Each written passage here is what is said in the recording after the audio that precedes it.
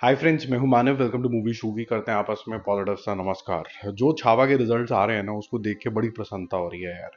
बहुत से लोग नेगेटिविटी करने की कोशिश कर रहे हैं, छोटे छोटे मुद्दे उठाने की कोशिश कर रहे हैं, बट उन बेवकूफ़ों को क्या पता है यार कि एक जो लार्जर इमोशन पब्लिक के साथ जब ये जुड़ जाता है, तब sky is the limit, sky is the limit. और जो लार्जर सीख है संभाजी महाराज की कि किस तरीके से अपनी कंट्री को बचाना है और अपने सिटीजन्स के लिए ही सिर्फ सब कुछ सोचना है, उसके अंदर हर तरीके का रिलीजन ज़रूर आता है। तो ये कोई वो सेक्युलर नहीं बन गए, क्योंकि उस ज़माने के अंदर ज़्यादातर जो सब लोग थे वो हिंदू थे, तो आदमी के मुंह से भी यही निकलता है कि हम हिंदू राष्ट्र या फिर इस तरीके की हिंदवी चीज़ बना रहे हैं। बट सेंटिमेंट उसके पीछे क्या है? उसके पीछे का सेंटिमेंट ये है कि जो कोई भी मेरी प्रजा है, वो प्रजा को मैं बिल्कुल अच्छे तरीके से, सिक्योर तरीके से रखूंगा। तो जो मुझे मैसेजिंग लगा, आज के टाइम से रेलिवेंट लगा। 2 मिनट के लिए मैं पहले भी बोल चुका हूँ, अगर हम मान भी लें कि भाई ये जो स्वराज और हिंदवी स्वराज के बीच में जो कंफ्यूजन चल रही है, ये था भी, लेट्स से उन्होंने कुछ और बोला था, लेकिन इतने महान फिगर की जो सोच होती है ना, वो सिर्फ इतनी सी नहीं होगी। हम लोग छोटे हो सकते हैं, इतनी बड़ी जो फिगर है वो बहुत ऊंची सोच रखती है, वो पूरे राष्ट्र के लिए सोचती है। और जिन लोगों ने अभी तक ये नहीं समझा है कि उनकी जो महानता थी वो किस तरीके से पूरे हिंदुस्तान के ऊपर इम्पैक्ट कर पाई थी, तो मैंने उसके ऊपर वीडियो बना चुका हूँ ऑलरेडी, संभाजी महाराज के ऊपर। वो मैं डिस्क्रिप्शन बॉक्स में या फिर कमेंट बॉक्स में पिन कर दूंगा, अगर उनके जीवन के बारे में आप और जानना चाहते हो। नहीं तो एक और यूट्यूबर हैं जिन्होंने एक अटेम्प्ट करा है, मैं उनका एक यूट्यूब का वीडियो आपको दिखा देता हूँ बड़ी जल्दी जल्दी, 1 मिनट में। वो भी आपको समझाने की कोशिश करेंगे, इनको आपने और भी कई जगहों पर देखा होगा, बट इससे आपको थोड़ा सा नजरिया समझ में आ जाएगा संभाजी महाराज का। यानी स्वराज्य का सपना अब चूर चूर हो जाएगा। लेकिन क्या ऐसा हुआ? जी नहीं। शंभूराजे सिर्फ 23 साल के थे जब छत्रपति शिवाजी महाराज गुजर गए। 1681 से लेकर 1689 तक उन्होंने मुगलों से, पोर्चुगीज लुटेरों से, इनफैक्ट इंग्लिश और डच कॉलोनाइजर से भी संघर्ष किया। हमारी सेना कितनी बड़ी थी पता है? सिर्फ 20,000 की। और इस 20,000 की छोटी सी सेना के साथ उन्होंने 8 लाख मुगलों को हराया। वो भी एक बार नहीं, बार बार हराया। और वो भी इतना कि औरंगजेब का फोकस बुंदेलखंड, राजस्थान, पंजाब से हटने लगा। और यही रीजन था कि वहां से और रेजिस्टेंस मूवमेंट्स आने लगे, क्योंकि औरंगजेब मरने तक दक्कन में बिजी रहा।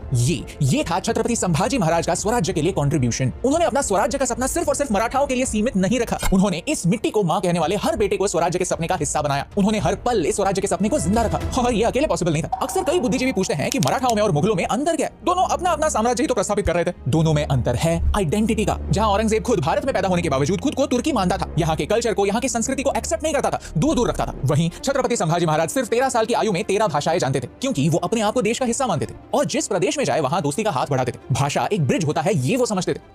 ठीक है, अब जब आपने ये वीडियो देख लिया है तो अब हम बात करते हैं आगे स्काई फोर्स की, देवा की, विद्या मरुचि की, बैडस की, लव्यापा की, फिर थंडेल थंडेल जैसे भी आपने इसको बोलना है, सनम तेरी कसम, इंटरस्टेलर, कैप्टन अमेरिका। फिर हम छावा के ऊपर बात करेंगे। पहले इनकी मैं फटाफट से आपको लॉन्ड्री लिस्ट बता देता हूँ, क्योंकि कल से तो ये सारी उतर जाने वाली है, क्योंकि एक ही चीज़ चलने वाली है, छावा। क्योंकि आज संडे वाले दिन तो आतंक मचा है, आतंक मचा है। बिल्कुल ही लोग जो हैं इमोशनल होके, आउट ऑफ प्यार वहाँ गए हैं। क्या ये इतने बड़े नंबर फिर भी आए हैं जो पुष्पा टाइम के आए थे, या फिर किसी एक तबका है हिंदुस्तान को जिसको थोड़ी सी शर्म आनी चाहिए? उसके बारे में भी बात करेंगे, क्योंकि ये सेंटिमेंटल बात है और देश की बात है। तो स्काई फोर्स जो है वो भी एक पेट्रियाटिक फिल्म है, बहुत ज़्यादा अच्छी बनी। ये हिट भी होगी, बट कुछ जने लगे हुए हैं चेपी लगाने के लिए, नहीं ये फ्लॉप हो गई, ये हो गई, ये हो गया। ना उनको कॉस्टिंग समझ में आती है, ना बिजनेस ऑफ मूवी समझ में आता है, फिर भी रोए जा रहे हैं, रोए जा रहे हैं, रोए जा रहे हैं। अब वो रोते हुए को कुछ नहीं कर सके। जो इतिहास देखेगा वो यही देखेगा कि 24वें दिन आज भी 50 लाख रुपए करके 126 करोड़ पे पहुंच गई है। वर्ल्ड वाइड कलेक्शन इसका 175 करोड़ रुपीस के आसपास एंड करेगा, बट आज के दिन ये 172.5 के आसपास के इर्द गिर्द ही कहीं घूम रही है, 173 के आसपास। मेकर्स इसका जो फाइनल नंबर है वो निकाल देंगे। कोई बेवकूफ लोग हैं जो ये बोल रहे हैं कि बॉक्स ऑफिस इंडिया जो है वेबसाइट, वो स्टैंप लगाती है कि हिट या नॉन हिट कैसे होता है, क्योंकि उनके पास कोई खुद का सोर्स नहीं है, ना उनकी कोई नॉलेज है। इस तरीके की कॉन्वर्सेशन आपको सुनने को मिल जाती है। ना उनको बिजनेस समझ में आता है, कभी आज तक कैमरा पकड़ा नहीं, कभी किसी सेट पे नहीं गए, किसी समझदार इंसान से बात नहीं करी, तो फिर वो आपको इसी तरीके की बातें सुननी पड़ती हैं। तो प्लीज़ इग्नोर करें इसको, ये मूवी हिट है। ठीक है, अब देवा के बारे में बात करते हैं। ये मूवी हिट नहीं है, जो नहीं है वो बताना पड़ता है। डे 17 है, 25 लाख रुपए का बिजनेस करके 36.5 करोड़ तक पहुंच गई है।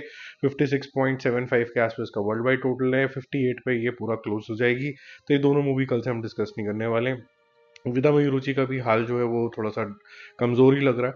आज संडे वाले दिन थोड़ी ग्रोथ दिखनी चाहिए थी, लेकिन बिल्कुल 1.75 करोड़ रुपीस के आसपास दिखने वाला था। 2 करोड़ रुपए ही कल इसने करे थे, तो 77.75 करोड़ इसका टोटल हो चुका है। 136.5 करोड़ रुपीस का वर्ल्ड वाइड टोटल है, तो इसको भी हम कवर नहीं करेंगे। इसका मोटे मोटे लेवल पे, वर्ल्ड वाइड लेवल पे 142 करोड़ रुपीस पे एंड होगा।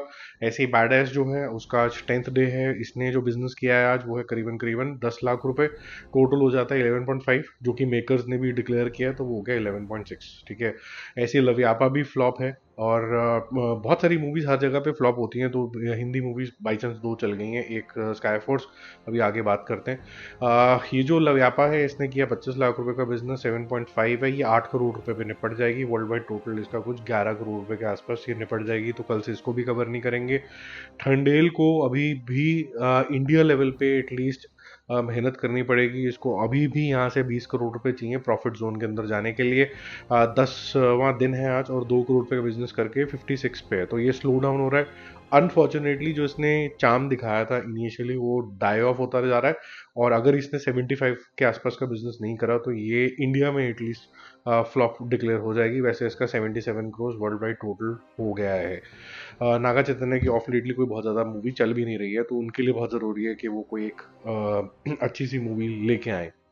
सनम तेरी कसम री रिलीज वाले में भी बहुत ज़्यादा पैसा कमा रही है। मेरे को लग रहा था कि ये 50 करोड़ रुपीस के आसपास पहुंच जाएगी re release business, but for sure ये मेरे को लग रहा है धीरे धीरे करके 50 करोड़ रुपीस के आसपास आ जाएगी ओवरऑल बिजनेस। तो 10th डे के अंदर ये 1 करोड़ रुपए का बिजनेस करेगी। कल 1.5 करोड़ रुपए किया था। सारा फोकस अब छावा के ऊपर जा चुका है। जो यंगस्टर्स है जिनको सनम तेरी कसम देखनी थी वो देख चुके हैं, तो जो इसका टोटल है वो लगभग 30 करोड़ रुपीस के आसपास हो गया है, जो कि इंडिया टोटल हो जाता है नेट री रिलीज का। और लगभग इसका जो टोटल है वो 38.5 करोड़ हो जाता है। अगर हम बात करें कि ओवरऑल कितना हुआ, तो अभी से अगर ये 11 11.5 करोड़ रुपए और करती है धीरे धीरे करके, तो ये 50 करोड़ रुपीस कर सकती है। There is a chance. अभी फिलहाल के लिए थोड़ा दूर है ये।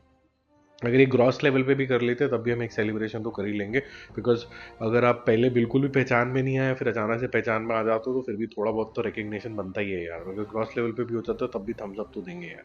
हम लोगों ने तो टिकट के पैसे दिए ही देना यार। बाकी अगर गवर्नमेंट लेगी इसमें तो क्या कर सकते हैं। ऐसी गाड़ियों का भी होता है यार। गाड़ी हम लेते हैं, मतलब समझ लो 30 लाख रुपए की 15 लाख रुपए तो गवर्नमेंट ले जाती है, लेकिन हम कहते तो 15 की नहीं है ना, तो कहते तो 30 की है। तो इसको थोड़ा सेंटिमेंट इसके लिए अलग रखेंगे। हर्षवर्धन राणे ने भी 1-2 मूवीज और साइन कर लिए, तो होपफुली जो उनके फैंस हैं वो उनको और देखने को मिल जाएगा। He is a better actor I think, and smarter looking than Kartik Aaryan. ये मेरी पर्सनल चॉइस है। मेरे को लगता है इसके पास ज़्यादा वेराइटी है ऑफर करने के लिए। इंटरस्टेलर की बात करें तो री रिलीज हुई ये भी, और डे 10 होते होते 20.5 करोड़ पे आ गई। ये भी बहुत बड़ा नंबर है। जहाँ पर captain America brave new world जो है वो स्ट्रगल कर रही है। उसका डे 3 का जो कलेक्शन है वो मात्र 3.5 करोड़ रुपए 3 करोड़ रुपए जाएगा। उसका टोटल हो जाएगा 12 करोड़ रुपए नेट इंडिया पे। तो ये भी थैंक यू वेरी मच है। जिसने सबका थैंक यू वेरी मच कर दिया वो है एक्चुअली छावा। इमोशनली आपको ये मूवी मूव करती है, ड्रेन नहीं करती है। ये मूवी आपको बहुत ज़्यादा इंस्पायर करती है। काश मैंने एक वीडियो रिकॉर्ड कर लिया होता, क्योंकि आज मैं सुबह दोबारा देखने गया था ये अपनी फैमिली के साथ। तभी सुबह कोई वीडियो भी नहीं आया, आफ्टरनून से आने शुरू हुए। जब मैं गया तो एक बच्चा था जो कुछ होगा 4-5 साल का, तो वो चल रहा था, मतलब पिक्चर खत्म हो गई थी तो वैसे ही जस्ट टम्बल्ड। ठीक है। और फिर जो बच्चों की आदत होती है गिरने के बाद हैं करने लग जाते हैं और रोने लग जाते हैं, तो उसकी मदर बोलती है कि श्यामा जी महाराज जैसा बनो, ये क्या कर रहे हो।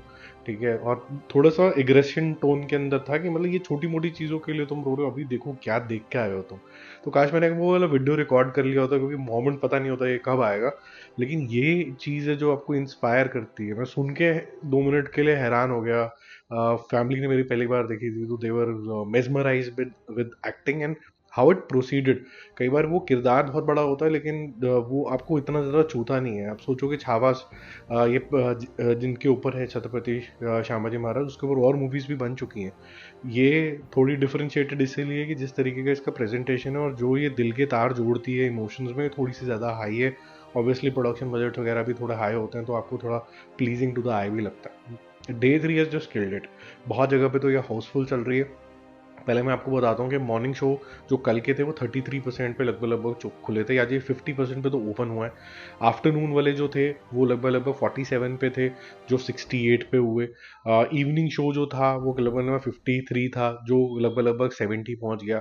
और अभी ये नाइट शोज जो होने वाले हैं, ये लगभग लगभग 79 टू 80% जो है वो टच कर जाएगा। तो मतलब गजब ही लेवल का इसका क्रेज आया है, जिसकी वजह से इसका जो टोटल है पहले दिन का 33 करोड़ रुपये, सेकेंड दिन का जो ऑफिशियल आया, कल मैंने बोला था कि 40 टच करेगा, 39.5 39.6 किया इसने, और आज 48 करोड़ रुपीस के आसपास का इसका बिजनेस होता हुआ क्लियरली नजर आ रहा है। और अगर इस तरीके का क्रेज है और 1:30 बजे तक के शो लग रहे हैं, यू आई एम श्योर कुछ एक सरप्राइजिंग नंबर भी आ जाएगा। It might touch 49-50 crore also, but considering it is 48, तो 72.5 करोड़ रुपीज, 72 प्लस 48 लगभग लगभग 120 करोड़ रुपए का बिजनेस ये कर लिया है इसने नेट इंडिया लेवल के ऊपर। और काफ़ी मेजर बिजनेस है यार ये। और कल तक 115 करोड़ रुपए इसने वो भी कर लिया था, वर्ल्ड वाइड टोटल भी हो गया था। तो जिसका मतलब है कि अगर मैं ग्रॉस लेवल पे के ऊपर जाऊं तो इसने कम से कम भी नहीं तो 60 करोड़ रुपए और ऐड करे होंगे इसके ऊपर। तो 175 से 180 करोड़ रुपीस का बिजनेस ये कर चुकी है from a world wide perspective आज के अंदर, विच टेक्निकली मीन्स कॉन्ग्रेचुलेशन, 100 क्रॉस तो उसने आज क्रॉस कर लिए नेट लेवल पे, कल ये वर्ल्ड वाइड लेवल पे 200 करोड़ क्रॉस कर ले।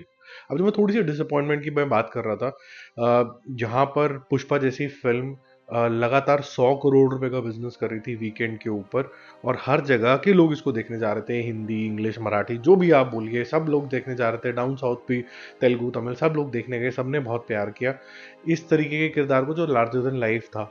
अब ये जो किरदार है ये तो रियल किरदार है, लार्जर देन लाइफ का भी एपिटोम है, जो आपको जेन्युइनली सिखा देता है। और इसके अंदर कोई भी जो होता है ना, आत्मबल इतना ज्यादा था, कोई क्रिश की पावर्स भी नहीं थी इसके अंदर। बिना क्रिश की पावर्स के, ध्यान से सुनिए, बिना क्रिश की पावर्स के अंदर भी जो उसके साथ हुआ है और जो इन्होंने प्रेरणा दी है, गजब लेवल की है। लेकिन फिर भी लोग देखने उस मात्रा में नहीं गए जितनी मात्रा के अंदर पुष्पा देखने गए। तो ये थोड़ा वरीसम है कि जो क्वालिटी ऑफ सिनेमा जो लोग देख रहे हैं और रिपीटेड तरीके से एक ही चीज देखे जा रहे हैं, तो ये तो थोड़ा ब्लेम जैसे हम मेकर्स को देते हैं, थोड़ा सा ब्लेम हम एक्टर्स को देते हैं, तो ये जनता जनार्दन को भी तो जाना चाहिए ना कि क्या चॉइसेस आप ले रहे हो। ये जो चॉइस है छावा की, और मैं देख के भी बहुत ज्यादा प्रसन्नत इसलिए भी हुआ कि जब मैं आसपास देख रहा था, मेरे को कोई भी वाइल्ड फायर वाले लोग टाइप के लोग नहीं दिखे, मुझे जेन्युइनली सोफिस्टिकेटेड लोग दिखे जो जानना चाहते थे अपने इतिहास के बारे में, जो ट्रू हुआ उसके बारे में। काफ़ी इमोशनल जर्नी है मेरे लिए। तो मुझे बहुत अच्छा लगता है जब इंडियन वॉर हीरोज, जो हमारे ऐसे लोग थे जिनका नाम ही कहीं नहीं दिखता है यार किताबों के अंदर।